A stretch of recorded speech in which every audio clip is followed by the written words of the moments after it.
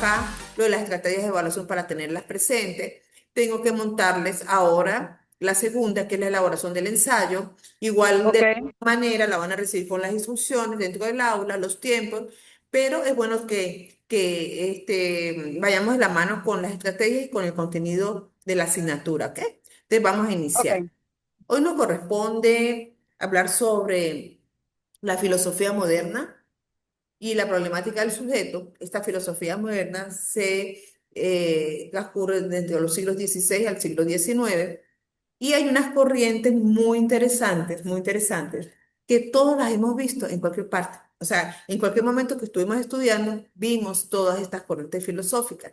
Lo interesante es que son aplicables y hoy día las seguimos aplicando. Tal vez en el momento de nuestra etapa de bachillerato, educación media universitaria, ni por aquí pensar que lo que estudiamos tenía que ver con esta filosofía moderna.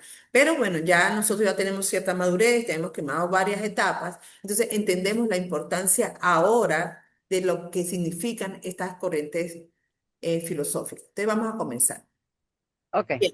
Tenemos el racionalismo como primera tendencia filosófica de esta filosofía moderna. El racionalismo, vamos a recordar que tenemos la participación de filósofos como René Descartes, que abogó por la certeza y la evidencia a través del razonamiento deductivo, estableciendo la locución latina. Esto sí, sabes, yo sé que ustedes, los abogados, las que estudian derecho, están muy involucrados con todos estos componentes. Esta locución Ujú, latina, cogito ergo sum, pienso y yo luego existo, como un exacto. principio fundamental de la teoría del racionalismo. Las ideas principales de este filósofo René Descartes en las tendencias filosóficas del racionalismo han sido sostener la razón y el pensamiento como la fuente de todo conocimiento humano, o sea, el conocimiento racional. Es la corriente de filosofía donde prevalece la razón para conocer la verdad. Fíjate que ya en esta tendencia filosófica nos están induciendo hacia la parte de la lógica, la razón, la matemática, la lógica, lo que es verificable, confiable, no esa parte tan subjetiva, sino lo que nos indica la lógica y la razón para poder obtener un resultado. Entonces, esta certeza nos la ofreció René Descartes en esta corriente del racionalismo y él prácticamente se ha destacado mucho en esta corriente. Continuamos. El racionalismo se fundamenta en la forma analítica del pensamiento vinculada con un método. René Descartes representó una figura destacada en el racionalismo occidental con su planteamiento filosófico, pienso y luego existo. O sea, si no pensamos y no analizamos cómo vamos a existir, cómo vamos a actuar, cómo vamos a ejecutar. Es decir, Así es. el propio hecho de pensar demostraría nuestra existencia. O sea, si no, es como decir, es que lo dice todo, si no pensamos no existimos, porque ¿cómo vamos a actuar, verdad? Entonces, Claro. esta locución latina, cogito ergo sum, ha sido muy famosa y se mantendrá por siempre a través de la filosofía de René Descartes en su corriente filosófica, el racionalismo. René Descartes fue un filósofo francés, matemático y científico conocido como el padre del racionalismo moderno y del racionalismo occidental. Fíjense que esto es muy amplio.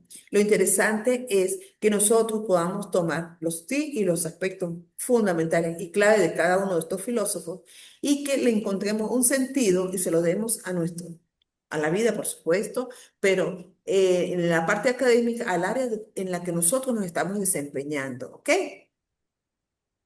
Al final, o sea, mejor dicho, al principio, cuando Descartes comienza a entender la importancia del racionalismo, de pensar, es que ya está dejando esa parte teológica, que ya no es Dios el que realmente dicta las pautas, sino que nuestro pensamiento debe estar presente para que podamos tomar decisiones, que no todo depende de, de, de, de algo etéreo, algo que no vemos, sino algo que nosotros ya ahora estamos produciendo a través de nuestro propio pensamiento, que podría decirse que se mezcla lo teológico con el racionamiento, que Ok. si el ser humano depende de Dios, entonces nosotros estamos pensando en función de lo que Dios nos da en este raciocinio, ¿no? Ujú, ujú. No, esto es muy interesante, todas estas teorías que ellos nos ofrecen, ¿sí? Bien, continuamos con René Descartes todavía y el racionalismo. Se fundamenta en la forma analítica del pensamiento vinculada con un método. René Descartes representa una figura destacada en el racionalismo occidental con su planteamiento filosófico, pienso y luego existo. Es decir, el propio hecho de pensar demostraría nuestra existencia. Ah, bueno, René Descartes fue el filósofo francés, matemático y científico conocido como el padre del racionalismo moderno y del racionalismo occidental. Dice que allá aquí el hecho de mencionar matemática y el método científico, nos damos cuenta desde dónde partió la parte del método, el método científico, la metodología, después vienen los pasos para hacer la investigación. ¿Por qué? Porque para él eso era algo lógico antes de implementar un proyecto de desarrollar una investigación. Se necesitaba, o para verificar una experiencia, un experimento, de esta parte lógica y matemática. Entonces se requería de pasos para poder llegar a ello. Entonces, de ahí viene partiendo todo esto que hoy día, claro, nosotros lo tenemos hoy día muy fácil, ¿no? El método científico, la metodología de investigación, pero todo gracias al trabajo de estos grandes filósofos. Ok, ¿qué tipo de racionalismo encontramos? Encontramos el racionalismo metódico, el epistemológico, el dualismo cartesiano y el inactivismo, que este último inactivismo tiene que ver mucho con lo que tú me estabas comentando hace un momento, Ana. Ok, Entonces, el racionalismo metódico, dice, Descartes abogó por un enfoque sistémico y estructurado para alcanzar el conocimiento. Al hablar nosotros de un enfoque sistémico y estructurado, ya estamos marcando pautas para un método. Un método simplemente son pasos a seguir para lograr y cumplir algún resultado, algún objetivo. Nosotros aplicamos método en el momento cuando estamos preparando nuestros alimentos, preparando un menú, estamos haciendo un método. Queremos lograr un resultado finalmente, por ejemplo, un arroz con pollo, por decirlo de esa manera. Entonces, para él, ese enfoque sistémico y estructurado era necesario para poder alcanzar el conocimiento. Eso con respecto al racionalismo metódico. Con respecto al racionalismo epistemológico, tenemos que Descartes defendió la supremacía de la razón como fuente primaria del conocimiento. Él se enfocó en su razón y en su lógica. Nos claro. habla en grandes obras como las meditaciones metafísicas, donde dice, Descartes propuso una separación radical entre la mente y el cuerpo, conocidas como el dualismo cartesiano. Esto es un trabajo interesantísimo que él desarrolló, lo que es conocer el dualismo cartesiano, cuando tenemos que separar la mente del cuerpo, o sea, separar en el sentido de planos, pero obviamente el cuerpo no puede estar sin obedecer a la mente. ¿Sí? Porque en la Claro. mente tenemos la parte, la La psique, mente domina el cuerpo. la parte emocional. Lástima que no están interactuando en el día de hoy nuestras compañeras psicólogos, que hubiese sido interesante aplicar y interactuar con ellas la parte de la mente y del cuerpo. ¿Ok? Pero gracias a René Descartes, este dualismo cartesiano es importantísimo. Pienso que si alguno de ustedes va a desarrollar su tesis doctoral, en algún momento, indiferentemente de la línea de investigación que tomen, van a tener la necesidad de usar en sus antecedentes, en sus bases teóricas, cualquiera de estos filósofos, cualquiera de estas corrientes filosóficas para poder soportar su tesis doctoral. ¿Ok? Ahora bien, el inactivismo.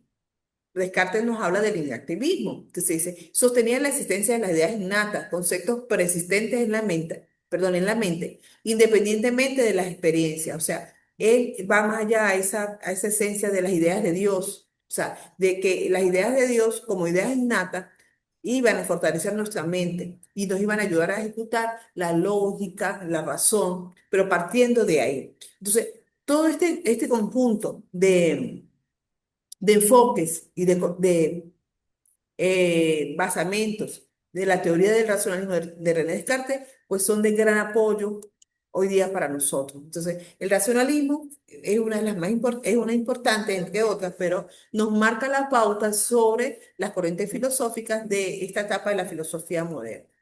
Después de René Descartes, vamos a hablar en forma muy general de la corriente del empirismo.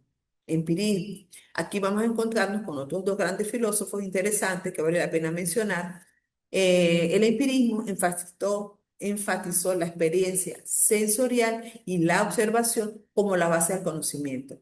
Lo que yo siento y lo que yo observo es la base del conocimiento. Entonces, fíjense, René Descartes, la lógica, la razón y la lógica y la razón hechos verificables, el método científico, pero la mente no se puede separar del cuerpo, ¿sí? Continuamos con el empirismo, donde la experiencia sensorial, lo que yo siento y lo que yo observo, como las bases del conocimiento, yo voy sumando todas estas experiencias, estas corrientes y después voy a llegar al final a un todo. Obviamente, hay muchos aprendizajes a través de la experiencia sensorial, ¿sí? Como la base del conocimiento. Un hecho, bueno, creo que me estoy adelantando de algunas partes de esta. Un hecho es, por ejemplo, que el ser humano, no solamente el ser humano, los seres vivos, en este caso, tanto nosotros como humanos y los animales, aprendemos por experiencia sensorial. Creo que los animales hasta a veces aprenden más que nosotros en el sentido de que si nosotros sabemos, nos indican, hay un riesgo para pasar por X punto o hay una tormenta que nos atemoriza nuestras emociones. No debemos viajar, pero nosotros viajamos. O sea, a pesar de todo, nosotros viajamos. Los animales sienten el peligro y los animales buscan otro medio, otra vía de escape para evitar esa sensación experiencial, porque sienten que va a ocurrir algo malo. Nosotros muchas veces vamos a hacer alguna manipulación de corriente eléctrica, de algún cable y nos dan recomendaciones. No hagas esa actividad siendo tierra, o sea, tienes que usar un calzado que te proteja en dado caso de una corriente eléctrica. No, muchas veces se hace y otras veces no se hace. O sea, pero cuando realmente nos ocurre es que aprendemos en la mayoría de los casos de este conocimiento sensorial ante un hecho, ante una circunstancia, ¿sí? Entonces el empirismo se enfatiza en la experiencia sensorial y la observación como la base del conocimiento. René Descartes era la lógica, la razón, la matemática, junto con el método científico como procesos para llegar al conocimiento. Entonces, acá encontramos grandes filósofos como John Locke y David Hume, que argumentaron que la mente es una tabla rasa al nacer y el conocimiento se quiere a través de la experiencia. John Locke, filósofo inglés, se destacó en la epistemología, la política, la educación y la medicina, dando grandes aportes como fundador del empirismo moderno. Ajá, aparte de Ana, tenemos aquí a Francia. Me gustaría interactuar en estas dos primeras, la de la experiencia sensorial y la observación, y sobre donde John Locke y Dave Hume argumentan que la mente es una tabla rasa al nacer y el conocimiento se quiere a través de la experiencia. Me gustaría escucharlas, a ver qué opinan de este resultado del empirismo o cómo lo han aplicado en algún momento en sus carreras profesionales, en su área de desempeño. Vuelvo y les hago el repaso. A mí me gusta ir llevando la secuencia de lo que estamos hablando. Con el racionalismo, René Descartes nos habla sobre la importancia de la lógica, la matemática y la razón para llegar al conocimiento, como corriente de la filosofía moderna. En el empirismo nos encontramos con John Locke y David Hume. Y ellos argumentan que la mente es una tabla rasa al nacer y el conocimiento se adquiere a través de la experiencia. ¿Qué opinan de este punto que nos dan estos dos grandes filósofos?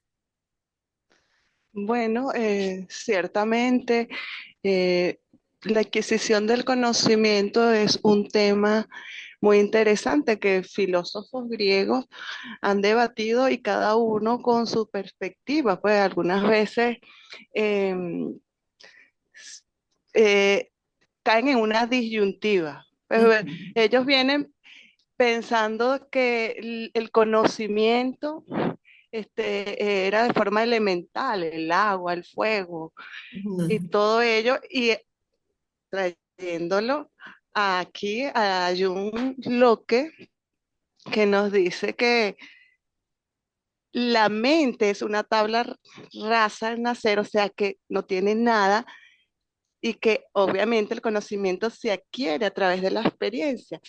Es lo que el empirismo nos ofrece. Es lo que nosotros todos en la actualidad estamos claros que la experiencia es la que nos brinda ese conocimiento de las cosas y que hace que uno como seres humanos, como ser humano, evolucione pues a través de ese conocimiento adquirido por ujú, las vivencias. ujú. Muy bien, Francis, gracias, gracias, muy bien. Bien, ahora continuamos con David Hume, filósofo, historiador y economista escocés. En su obra Tratado de la Naturaleza Humana, Cuestionó la idea tradicional de la causalidad y argumentó que no podemos conocer la conexión necesaria entre eventos, sino solo la sucesión constante de uno tras otro. David Hume abordó cuestiones religiosas en su obra Diálogo sobre la religión natural. Es conocido por su crítica a la creencia en los milagros, argumentando que la evidencia empírica siempre favorece explicaciones naturales sobre las sobrenaturales. Bueno, este filósofo, él criticaba mucho la parte de la subjetividad, la creencia en los milagros, y como dice acá, él argumentando que la evidencia empírica siempre favorece explicaciones naturales sobre las sobrenaturales. Él fue muy cuestionado un poquito porque fue un poquito cerrado con respecto a y lo manifestó así en su obra Diálogo sobre la religión natural. Entonces, pero cada uno de ellos, pues, dio sus aportes y su significancia a esta parte de la filosofía. Y que gracias a esta etapa de la filosofía moderna es que nosotros hemos podido lograr todo lo de la parte de la investigación y del método científico. Fíjense que de acá viene la clasificación. Cuando ustedes tienen su tesis doctoral, se van a dar cuenta. De acá, por ejemplo, del empirismo viene lo que son los estudios cualitativos. De la parte de René Descartes, la lógica y la matemática, vienen, que son las ciencias duras, conocidas, por ejemplo, la física, la matemática, la química, vienen em, ajá, las investigaciones cuantitativas. Y después, entre ellos se mezclan los conocimientos y empiezan a derivarse, bueno, toda esa cantidad de investigaciones que hoy día se manejan a nivel de investigación académica, ¿ok? Bien, continuamos. Empirismo y su significado. Enfatiza el papel de la experiencia, base en los conocimientos humanos y la evidencia. O sea, tenemos que el sistema filosófico une los siguientes planos. El papel de la experiencia en base de los conocimientos humanos y la evidencia, especialmente la percepción sensorial en la formación de ideas como adquisición de conocimiento. En síntesis, el conocimiento se obtiene de la experiencia, el entendimiento humano es una clave fundamental en esta tendencia. El conocimiento es solo conocimiento de ideas. Ejemplo, el fuego afirma que la percepción sensorial representa la búsqueda de la verdad. Bueno, eso es cuando, por ejemplo, estamos manejando algún fósforo, manipulando algún yesquero, inconscientemente nos quemamos, ¿sí? Recibimos el calor, la temperatura, inmediatamente reaccionamos y en la próxima vez lo pensamos y evitamos de no volver a cometer el mismo error por una distracción, por el motivo que sea, para no volver a sufrir esa experiencia o esa percepción sensorial del fuego, ¿ok? Eso es lo que todos ellos enfocan. Ahora bien, Claro, la importancia del empirismo es que no voy a investigar, no voy a profundizar, mejor dicho, ujú, yo sé lo que estoy viviendo me está generando a mí un ujú, conocimiento y ese conocimiento ya me es útil para aplicarlo en una futura oportunidad. Entonces, ¿qué pasa? Que muchos realmente de nuestros estudios, de nuestros avances, han dependido de lo que las personas han vivido por experiencia propia. Y ajá, luego, sabiendo que es bueno, siguen por ahí una línea de investigación. Sabiendo que es malo, también siguen otra línea de investigación. Pero inicialmente esa no fue la idea. Fue ujú, justamente la experiencia lo que generó una nueva forma de preocuparse por lo que podía pasar o lo que podía dejar de pasar, como por ejemplo esto de poner la mano en el fuego. Sabes que inicialmente te vas a quemar, ya hay que ver cómo hacer para evitar que ese fuego te vuelva a quemar o hay que evitar poner la mano encima del fuego. Bien sí, interesante eso. es interesante, sí.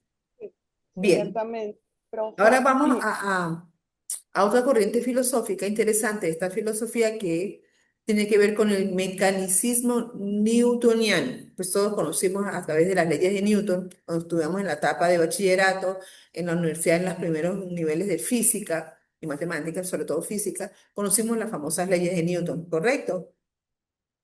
Entonces, fíjense que estas leyes de Newton en la filosofía moderna han marcado una gran pauta. Yo recuerdo el año pasado estuve trabajando con un grupo que era un grupo mixto, pero del área de derecho, más que todo ciencia forense y criminalística. Y qué interesantes ejemplos colocaban ellos cuando empezamos a hablar sobre las teorías de Newton en el caso del estudio del impacto de las balas. la velocidad de una bala para descubrir un hecho delictivo, la altura, cómo determinar el incidente. Bueno, aquello se convirtió en una clase de estas de las que vemos escenas del crimen en la televisión. Muy fascinante, de verdad que aprendí mucho con los compañeros del derecho, de ciencia forense en esta parte, y de verdad que de eso que aplican hoy día en la actualidad parte de Newton, del impacto de la bala para determinar el crimen, qué tipo de bala, la altura que cayó, que si penetró, que si pasó. Pero para mí fue eso muy impresionante. O sea, de verdad que tuvimos una experiencia muy linda con las partes y los enfoques y los aportes de Newton y las leyes de la física. Entonces, por acá les voy a hacer un breve recuento sobre el mecanicismo newtoniano. Influenciado por los logros científicos de Newton, este enfoque considera el universo como una máquina perfectamente ordenada y predecible. La realidad se interpretó como un sistema mecánico regido por leyes matemáticas, entre las cuales se pueden usar las leyes del movimiento y la gravedad. El mecanismo newtoniano revolucionó la comprensión del universo al proponer leyes matemáticas precisas para describir el movimiento y la interacción de los objetos. Entonces, a él se debe todo ese estudio de la balística, me acordé de las pruebas de las balísticas, que hoy día se manejan en la ciencia forense y criminalística a través de las leyes de Newton. ¿Ok? No sé, Francis, que es de esta área, puede comentar algo, si no está en la otra clase. Francis, Ana, perdón, Ana. Creo que está en la otra clase, si no ya hubiera... También, ¿no? Estaba en la otra clase, En la seguía otra clase, revisando sí, las sí. ideas. Sí, sí, sí. Bueno, Bueno, ajá, no sé sí, si sí, quieren pronto. comentar algo sobre los aportes de Newton. Y, No, bueno, como viene diciendo todo ello, esas leyes aplicables en ujú, muchas áreas, es cuestión de adaptarlas siempre. Por ejemplo, este, Newton, esa teoría en la psicología, bueno, propone mente y cuerpo humano, ellos se explican a través de leyes causales, ujú, pero sí, el psicólogo siempre tiene que estar o sea, al tanto de todos esos detalles. Pues ujú, en cuanto a Newton también, en la parte de conductismo, ujú, reduce que los procesos lógicos y mecánicos que lleva la mente, ujú, hay que considerarlos en el ser humano, pues. ujú. Interesante, sí. No, es de verdad que el aprendizaje de estas corrientes ha sido estupendo, fabuloso, ¿no? Poder comprenderlas y sobre todo entender hoy día la aplicabilidad en todas las áreas disciplinarias, porque están en todas, están en todos. Bueno, bien. Ahora con respecto al idealismo, aquí encontramos dos filósofos de esta corriente como es John Berkeley y Immanuel Kant.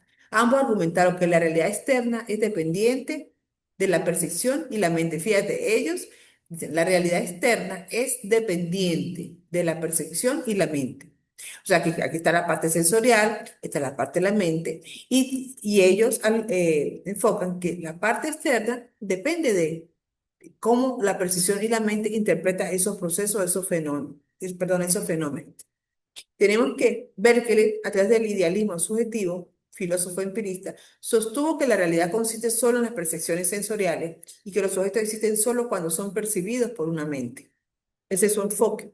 Immanuel Kant, conocido por su obra Crítica a la razón pura, aborda la relación entre la experiencia y el conocimiento, indujo la noción de a priori y a posteriori, para distinguir entre conocimiento independiente de la experiencia y conocimiento derivado de la experiencia. Immanuel Kant ya profundiza mucho más con sus teorías cuando nos dice que existe un conocimiento independiente de la experiencia, o sea, un conocimiento adquirido mecánico, sin práctica que es independiente de la experiencia, pero que también existe el conocimiento derivado de la experiencia, que es donde nosotros casi siempre nos enfocamos más, aprendemos de nuestras experiencias. Pero para el Manuel Kant también había otro conocimiento independiente de la experiencia, ¿sí? Y él, sin darse cuenta, este conocimiento independiente, si yo me voy un poquito atrás, yo lo relaciono un poco con los estudios empíricos. ¿Cuántas personas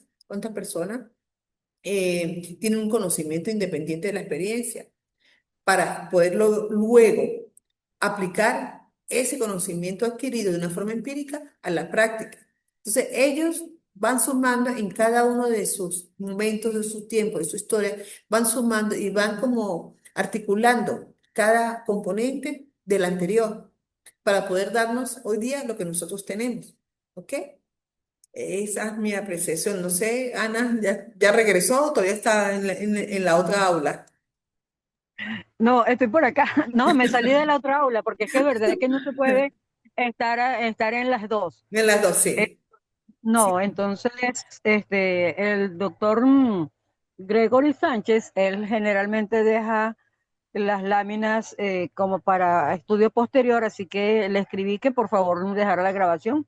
No, sí, Y claro. El instituto, bueno, no sé, el instituto, esto estaba una vez grabado. Ellos después la editan, la recopilan, inmediatamente esto queda en el aula virtual de ustedes, Ana. Usted puede entrar no al las aula han virtual. enviado, o sea, yo Ujú, y usted, no, no lo han enviado.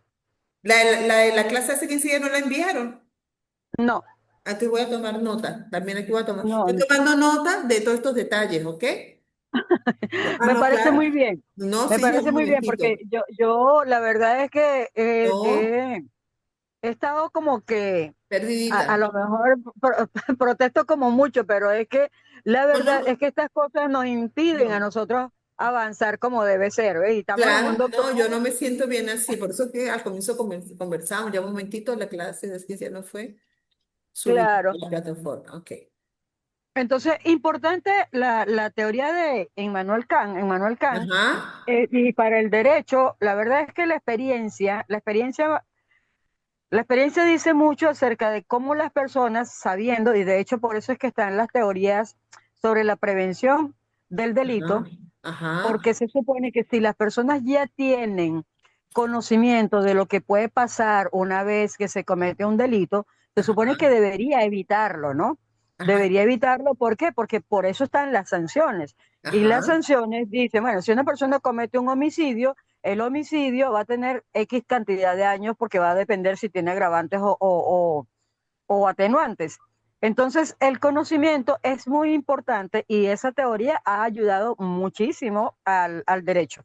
Cuando habla de la teoría de la razón, en ujú, esa teoría se supone que las personas tienen la capacidad para, para poder discernir entre lo que es bueno y lo que es malo. Eso también se aplica allí. Entonces, si yo tengo capacidad intelectual para discernir ujú, entre que estoy haciendo mal o estoy haciendo bien y que si yo hago bien voy a tener una recompensa o que si hago mal voy a tener un castigo o una sanción, ujú, entonces obviamente que tendría que pensarlo antes, ujú, pensarlo antes muy bien, antes de actuar. ujú. Y bueno, para el derecho esa teoría tiene muchísima relevancia. Muchas, sí, sí. Y Sin de embargo, vemos pronto, cómo el ser humano reincide en delitos. O sea, pero Eh, bueno, obviamente también hay otro componente importante, ¿no? Que hay juega una parte importante lo que es la parte de la psicología, las áreas de la psicología y la sociología, ¿no? Pues tiene que ver también con las características de nuestras sociedades, ¿no? No me refiero a la de nuestro país nada más, sino de forma global, porque lo mismo que pasa aquí pasa en todo. Pero es muy interesante. A mí me encantan estas partes de estas leyes porque de estas corrientes, porque uno comprende un poco más lo que es la sociedad actual. eh, Exactamente, profe, con ello quería aportar también mi Ay, idea, que es ujú, muy interesante ese tema de Immanuel Kant. Bueno, él nos traslada también a la filosofía griega, pues porque él se apoya mucho en la teoría socrática en bueno, cuanto a la virtud y la razón. ajá, Sin embargo, particularmente considero que ello es relativo. En ujú, todos los tiempos, si nos podemos dar cuenta, cada quien aporta según su concepción sobre el tema, llevándolo a un relativismo cultural, por decirlo, o a un relativismo moral, porque aún así, aplicándolo en las áreas, por ejemplo, la amiga Ana nos dio su versión de cómo es aplicable la teoría en en el derecho, en el área de derecho, en la psicología la aplicaremos en mi área de orientación. Por supuesto que el hombre actúa de acuerdo a lo que conoce. Caemos también en la teoría empírica, en lo Ujú. vulgar, por decirlo de esa manera, Ajá. haciendo uso de su conocimiento. Ahora nos vamos a la pregunta, pues, ¿y qué es la razón? ¿Quién Ajá. tiene la razón? Pues es cuestión de un relativismo. Todos tienen parte de ella de acuerdo a lo que conocen, ¿verdad? O Ujú. sea, yo digo que de esa manera trabajar pues sin caer a lo específico, pues Sí. a la forma crítica rígida, Ujú. sino más bien siempre estar abierto a ese abanico de, de salida, por decir de Ujú. una manera. Sí, sí, no, no, esto aquí pasaríamos horas, ¿no? Conversando y discutiendo todos estos puntos tan interesantes. Bueno, mira, ahora nos encontramos con Augusto Comte y la tendencia filosófica de la filosofía moderna, positivismo, muy conocida por todos nosotros. Comte abogó por el método científico aplicado a todas las disciplinas, enfatizando la importancia de la evidencia empírica. Comte es conocido por ser el fundador del positivismo, un enfoque filosófico y científico que aboga por el conocimiento basado únicamente en hechos observables y verificables. ¿Sí? Entonces, fíjate que si nos vamos un poquito hacia atrás y vamos sumando los aspectos positivos o los aportes que cada uno de ellos nos han dado, por eso es que hoy día tenemos una gran diversidad de investigación, de niveles, de diseños, de paradigmas, gracias a ellos, porque la metodología de la ciencia, la metodología ha agrupado todos estos puntos, todos estos aportes, y por eso que nosotros tenemos una investigación amplia, pero gracias a ellos, a su parte, a su componente. Entonces, el hecho de que Comte argumenta, hace un enfoque filosófico y científico que aboga por el conocimiento basado únicamente en hechos observables y verificables. O sea, simplemente ver para creer, o sea, o lo que yo puedo cuantificar es lo que realmente puedo considerar como método científico porque es lo que yo puedo verificar, pero cuantificablemente. Argumentó que la sociedad debería seguir los métodos de las ciencias naturales para comprender y mejorar la condición humana. Bueno, en eso estamos claros.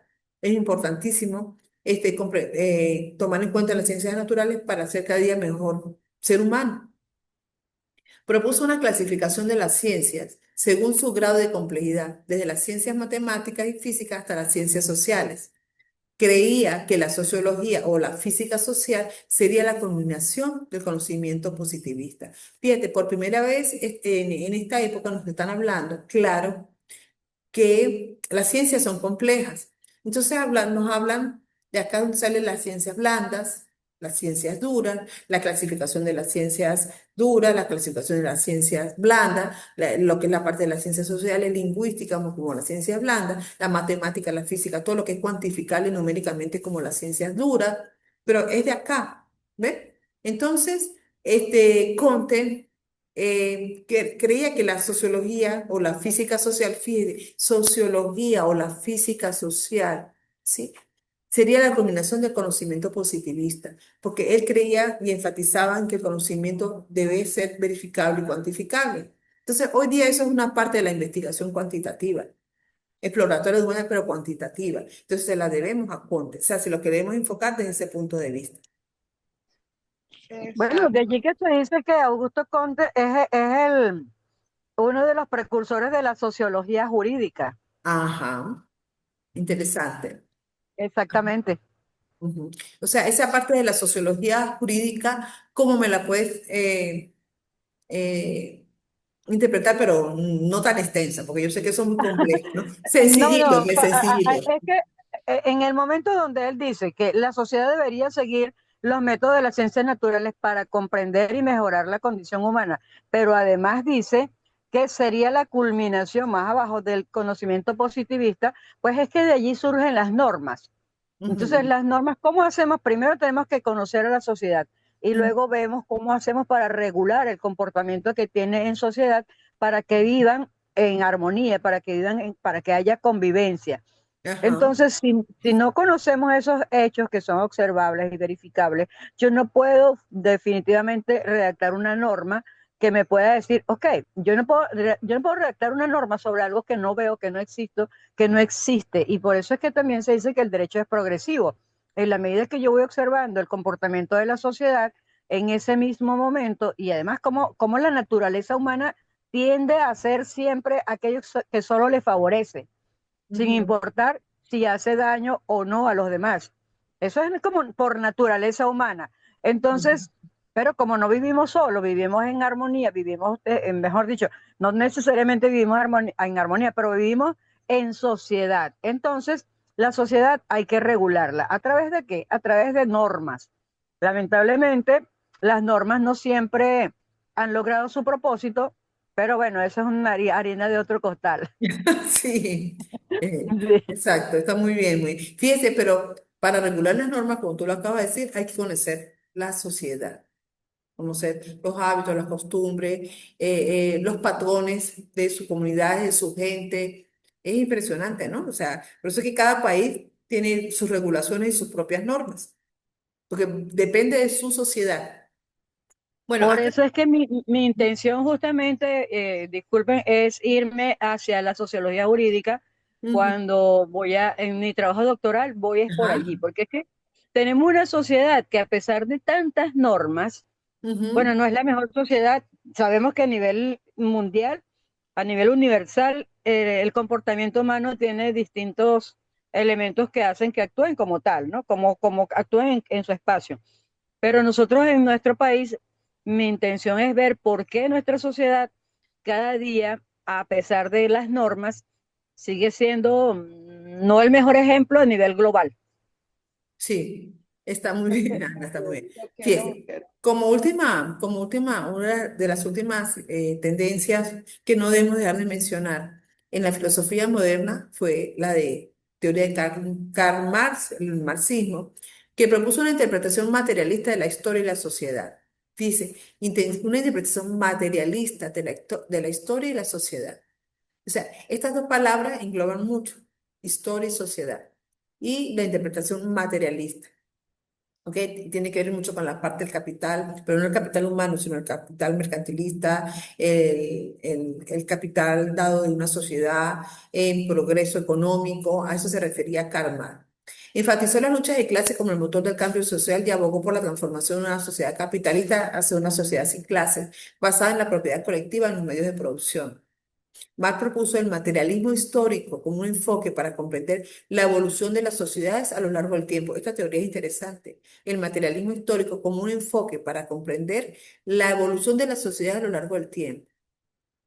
Este cambio, esta evolución de las sociedades a lo largo del tiempo depende de su cultura y de sus historias y de sus sociedades. Como dijo usted, Ana, hay que conocer la sociedad de cada región, de cada continente, de cada país, para poder interpretar de una forma justa y equitativa esta corriente tan compleja. A mí me parece súper compleja estos aportes de Karl Marx. Este enfoque revolucionó la manera en que se aborda la historia y la sociología, al centrarse en las condiciones económicas y materiales como factor clave en la configuración de la sociedad. A mí me parece un trabajo interesante, tiene muchos aportes si uno lo quiere llevar desde el punto de vista de impacto positivo y tiene grandes teorías en donde el ser humano viene siendo como el eje central en lo que ha sido la evolución de la sociedad, la cultura de los pueblos. Digamos, es como la valoración del ser dentro, como un núcleo de un país, eh, claro, alterado bajo ciertas circunstancias, bajo ciertos entornos, porque el ser humano es un ser complejo, el ser humano es un ser eh, difícil de comprender, ¿no? Nosotros somos difíciles de comprender. Pero es una teoría también bastante interesante. Yo me imagino que de repente a alguien le llamará la atención para usarla como una base fundamental, un marco teórico, un antecedente en los trabajos de tesis o las líneas de investigación, perdón, que ustedes escojan. Al menos Ana me dijo que te interesaba en sociología jurídica, que está muy bien. Sí, sí, profe, y ella también es muy usada en el área de educación, orientación, psicología. Recuerde que Vygotsky Ajá, consideraba la interacción social ujú, que para el hombre, pues eso lleva a la evolución. Entonces, ahí está Marx Mar, con su materialismo, ¿verdad? Sí, interesante. Lo Sí, tangible. lo tangible, sí, muy interesante. De verdad que a mí me apasionan todas estas áreas, de verdad que es interesante. Por eso les comento, cada una de estas corrientes, cada una de estas tendencias tiene un hilo conceptual que nos ayuda a comprender lo que somos hoy, dónde estamos, porque estudiamos, porque cada día nosotros queremos, los que estamos involucrados en este mundo académico, porque están ustedes también involucrados de la misma manera que mi persona, queremos entender y comprender cómo ser cada día mejor, entender de qué manera podemos eh, ser colaborativos con otros grupos sociales. De repente, sin darnos cuenta, hemos aprendido a valorar y a manejar ciertos valores que tal vez otros profesionales que se han dedicado a la matemática pura, a la física pura, a todo lo cuantitativo, a todo lo objetivo, pero olvidando la parte intrínseca del ser humano, es muy importante. Yo pienso que nos hace ver las cosas de otra forma. No sé si yo me hago entender, si les hago llegar. eh, estas palabras para que ustedes se sientan orgullosas, oye, no sé cuántos caballeros habrán en el grupo, y orgullosos de tener la oportunidad de estar conmigo estudiando filosofía de la ciencia, interactuando. Yo sé que va a ser de gran utilidad esta asignatura para ustedes a lo largo de esta carrera doctoral que ustedes han seleccionado, cada uno en su área de desempeño. ¿Ok? Entonces, de verdad que sí, sí, es Yo interesante. estoy muy satisfecha, yo estoy muy satisfecha con las clases. Me parece que por mucho que uno estudie, porque esta materia de filosofía de la ciencia no es la primera vez que la veo. Es como Ujú, todo, es cada vez que uno ve un libro y lo puede ver, lo puede leer 10 veces, pero cada vez que lo lee encuentra ujú. algo nuevo, Algo algo nuevo, ¿verdad? interesante. Sí, sí. Y sobre Exacto, sí, todo que estamos interactuando. Entonces, aquí estamos haciendo una retroalimentación entre compañeros es, profesionales que exacto. hace enriquecer cada día más. Me están avisando que me quedan 5 minuticos. Voy a terminar Sí. Ok, acá. nada más quiero puntualizar con respecto a lo de Karl Ajá, Marx. ajá. Tan importante es su aporte que de hecho por eso se tienen leyes como la ley orgánica de los trabajadores, el trabajo de los trabajadores y las trabajadoras. La parte ¿Por qué? Porque social, la parte ahí entra social. la parte social y entonces Ujú, todo este tipo de leyes que están tratando de proteger al que en derecho se le llama débil jurídico, ujú. entonces tienen justamente que ver no es el capitalismo el que debe imperar, es la sociedad en términos generales. Y para mí, la verdad es que hoy día no tiene tanta relevancia lo que significa capitalismo como tal, porque al final todos deberíamos ser iguales, pero cada quien de acuerdo con el empeño que le ponga para salir adelante. O sea, yo en ese caso sí creo que es importante estudiar la sociedad como tal, pero Ujú. si la sociedad tiene oportunidades para salir adelante, pues no diga que es el capitalismo el que le Sí, impidió salir, que a sí. veces es el propio comportamiento el que le impide salir adelante. Exacto. No, muy claro, pero acuérdate que todos estos son enfoques y son teorías y nosotros pues, Claro, tenemos la claro. capacidad de interpretarlas y aplicarlas. Me parece excelente, Ana, y me ha Y parecido por el, excelente, Franci, también su participación. Ay, no me sentí sola, porque esto sentirse uno solo en estas clases es terrible. Me sentí bien. Creo que ustedes las dos han representado muy bien al grupo de compañeros. Y yo quiero finalizar esta lámina y dejarles una pregunta que se las voy a colocar en el aula virtual para que ustedes la interactuemos, ¿ok? Dice, algunos aspectos de manera de síntesis. Estas tendencias filosóficas de pensamiento moderno reflejan la diversidad de enfoques que surgieron en respuesta a los cambios sociales, científicos y culturales de cada época. O sea, esto es un resumen de los 3 momentos que estudiamos. Cada corriente ofrece una perspectiva única sobre la naturaleza del conocimiento, la realidad y la sociedad. Los aportes, por ejemplo, de Augusto Comte influyeron en la filosofía y la sociología moderna al promover la idea de un enfoque científico y empírico para comprender el mundo. De la misma modo, Berkeley y el resto de los filósofos, pues también nos hicieron sus aportes importantes. ¿Ok? Aquí finalmente, pues les dejo algunas referencias bibliográficas y pues yo traigo una pregunta para interpretar, pues ya no nos da tiempo, pero se las voy a mencionar y se las voy a dejar para colocarla en el aula virtual. Como nosotros somos un grupo de 5 áreas, tenemos psicología, ciencia jurídica, ciencia forense, derecho internacionales y ciencias administrativas, yo les voy a colocar en el aula a nivel de foro de interacción. Ana tiene que buscar esa partecita también. La siguiente pregunta que ustedes la van a responder en el aula. ¿De qué manera la filosofía moderna, a través de las corrientes filosóficas, han incidido en sus áreas profesionales, porque como somos un grupo diverso, pues cada uno se enfoca en su área profesional. De todas maneras, yo se la voy a plasmar en la pregunta generadora de interacción, donde está la parte de los foros en el aula virtual, y ahí vamos interactuando. Ya no tengo más tiempo. Agradecida, ustedes las dos representaron a su equipo, yo sé que van a llevarle la mejor información. Pendientes del aula, por favor, de las retroalimentaciones. Cada uno vamos interactuando en la medida de nuestros tiempos. Y bueno, gracias y feliz por estar el día de Gracias a hoy. usted, profe. Bueno, Excelente clase. bueno, excelente. Gracias por compartir. Gracias.